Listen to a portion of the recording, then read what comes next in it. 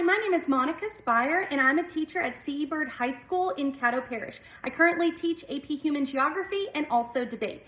What I'm passionate about is the world. I love to bring the world into my classroom. I am aware that not all of my students are going to be able to go everywhere, nor am I, so I want to bring as much of the world into my teaching. I like to bring in maps and case studies and field experiences and travel narratives and all kinds of different sources and information into my classroom so I can teach my students about the world around them. Not only to make them global thinkers, but also so that they understand the connections between them and their community. The lesson you're going to see today is a 9th grade AP Human Geography class. AP Human Geography is a college level course taken by 9th graders at Byrd High School. There is potential for them to earn college credit as a freshman if they earn a qualifying score on the AP exam that's taken in May, which is a great opportunity for these students at such a young age. We operate on an A-B block schedule for this class, and so we have a shortened class period on this particular day. So I knew it would be perfect to kind of reinforce our objectives briefly, but also making sure that we're mastering our content. Prior to this class period, my students were assessed on their population unit using multiple choice style questions, just like on our AP exam. And I noticed that some of my students had mastered most of the concepts, but they were still struggling with their analysis of population pyramids.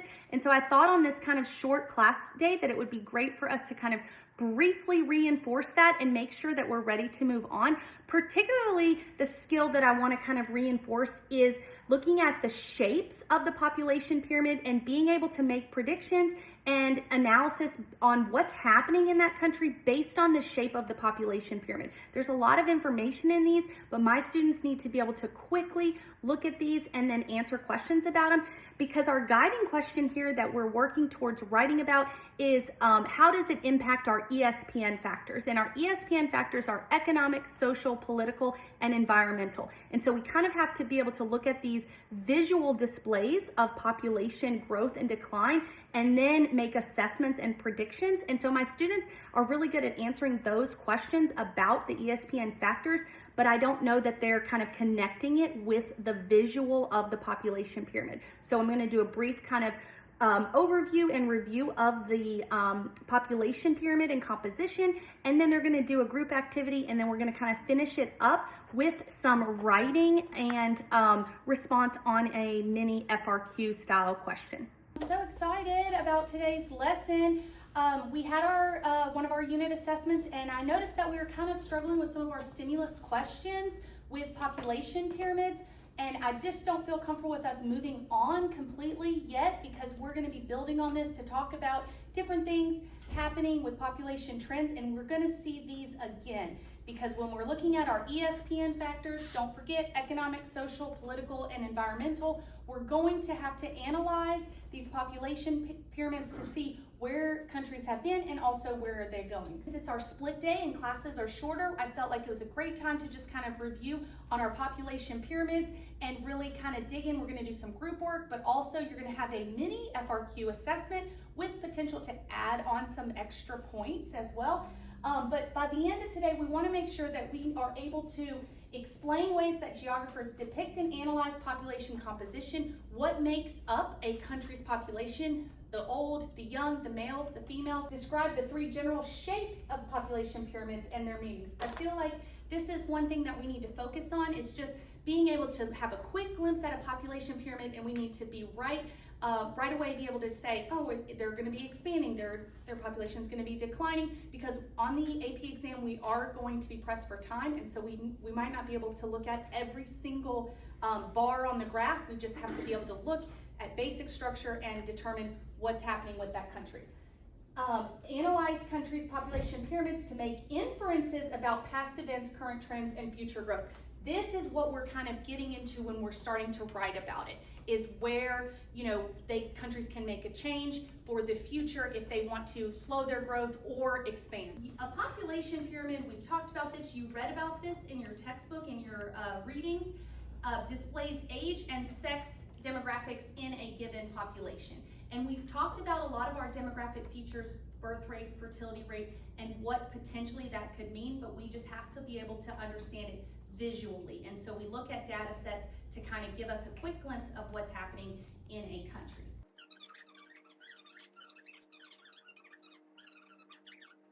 Here, what do you notice based on this population pyramid? Charlie? It's fast growing. It is fast growing. How do we know that this country, Niger, is a fast growing country?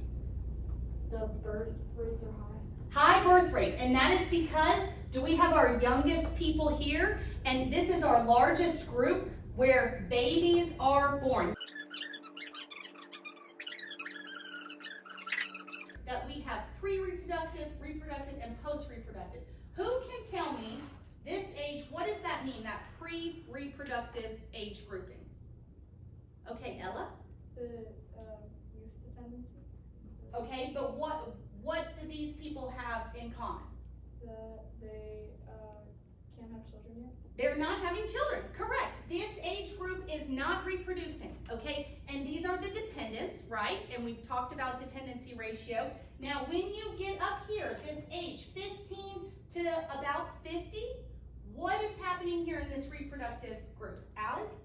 They're able to have kids. They are potentially able to have kids. These are the ones that are reproducing, and so the population can potentially grow or shrink based on their level of activity, right? And then when we get to our post-reproductive, what do we know about this group? Yes? They're too old to have kids. They are too old to have kids. Now, most of your population pyramids that you see on your exams and tests do not have this labeled, but I wanted to show you so that you can kind of group them yourself. Which country do we think is going to be the fastest growing? Olivia? Ethiopia. Why is Ethiopia going to be the fastest growing? Yes, they're having a lot of babies. They have a high birth rate, okay? They have a high birth rate, which... What else did we say can lead to a lower life expectancy? And we've talked a lot about what a country can do. Yes?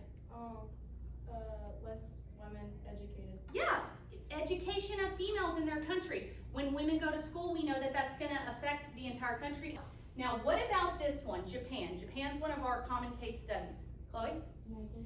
Negative growth. That means what's happening to the population?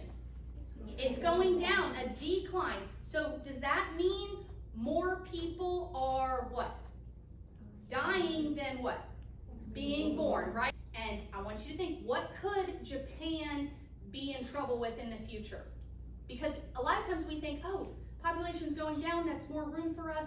Why could this be a negative thing for Japan? There won't be enough people to fill the jobs in the future and work. That's correct. You know, their dependency ratio, having a lot of old people and not enough in the working age to support them, is going to be a challenge for them. Notice that we have three basic shapes here. And like I mentioned, we want to be able to look at them and right off the bat know what's happening currently with their population and make predictions for the future. So we have an expanding, we have stable growth, and we have our diminishing population or our shrinking, declining population. 6 different countries in different parts of the world with different population demographics, and we have their population pyramids here.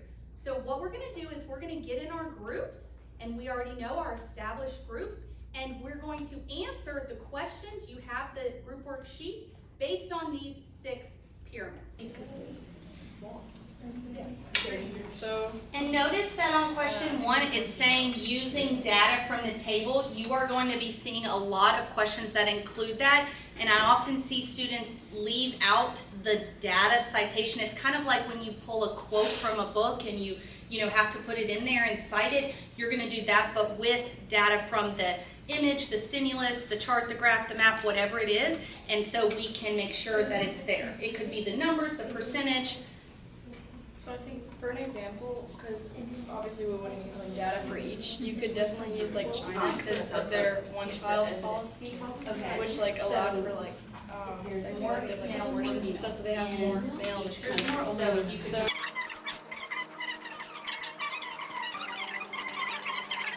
Okay. need people to fill the jobs. I love this discussion. Okay, let's do this one together because I was kind of excited about this question because I thought maybe you would maybe think from like a entrepreneurial spirit.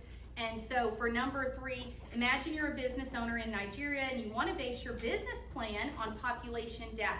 What would you sell and why? Okay, Olivia is saying contraceptives. Why? Because there's like a lot of people, and it's like there are a lot of babies, and it's like fast growing population.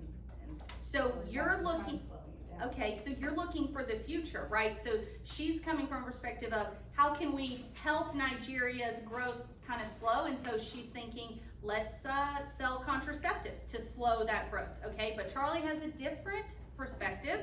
I think they should do childcare because there's a fast growing child population, so they need daycares and stuff to take care of the kids. Okay. I think they're both wonderful answers. What do y'all think? Yes, go ahead. I agree with Olivia, and I disagree with Charlie because Nigeria is a less developed country, so they don't have the economic state and funds to afford childcare. I would kind of disagree with all of them because the child care in it, that would promote more babies. And then for that one, women wouldn't want that because they want more babies because they're not being educated. But like the thing is, if you like get put money into like education for women specifically, that would cause it to go down instead of just like contraceptives. Because the thing about the appeal, like they wouldn't want to because they don't have like anything else to worry about or a purpose that drives them for life. It looks like a light bulb just went off. What, Charlie? Women's health care. Okay, improvements in women's health care. I heard some awesome things being discussed. Charlie and Olivia had some different perspectives. They want to know who was right on that Nigeria question. I would say that you're both right because you're both thinking about current trends and for the future. But now we have to be able to write about it. So we're going to do kind of a mini FRQ. We know that on the AP exam, we have an FRQ question. We'll have 3 of them. And what does FRQ stand for? Free response question. Good. Okay, so a mini one, yours will normally have 7 parts, but for our exit ticket today, we're only going to do 2 parts with a little extra added bonus opportunity question that you can answer on the back. So our FRQ question, compare and contrast the population pyramids of Nigeria and Guatemala. You can maybe see some similarities between these two, but also note the differences, and I want you to explain that in your answer. Also, what does that mean for the country's future? Again, making predictions for now, but also what's going to happen tomorrow. And then the second part, identify and describe 2 demographic factors that would change the shape of the pyramid in the future. Remember, we're talking about, CBR, CDR, TFR. Don't forget infant mortality rate is another one of our demographic factors. And then kind of your bonus, explain 3 ways that a country experiencing a high birth rate, high total fertility rate, low life expectancy can improve these factors for the future. So I kind of want you to think about some of the things that we've talked about in previous lessons and what you've been reading in terms of what can a government do, or for government policies or laws. I heard somebody mention some pro or anti-natalist policies that maybe could be implemented to change these demographic factors. So I want you to answer that question now, and then you will turn it in on your way out of class. And I do have an activity for early finishers as well on China's one-child policy. I hope you enjoyed my lesson. Some feedback for myself that I would maybe do for next time is I would love to kind of keep building on that whole group discussion. I thought that was really great, and if we had more time, I'd like to hear some more of their assessments and predictions for certain countries and what kind of business opportunities may be in there, because again, that's going to connect to some of our factors. I would also love to do some more practice of those timed multiple choice questions. Because it was our shorter class period, I chose not to do that, but I think next time we'll be able to fit that in. And also on our next assessment, I'm going to throw in some of those population pyramid MCQ style questions to just make sure we're mastering that skill, and then also bring everything today into our written FRQ responses. But I'm really proud of my students and their level of discussion and thinking. I really think they're learning to be global thinkers and learning a lot about the world around them. Thanks.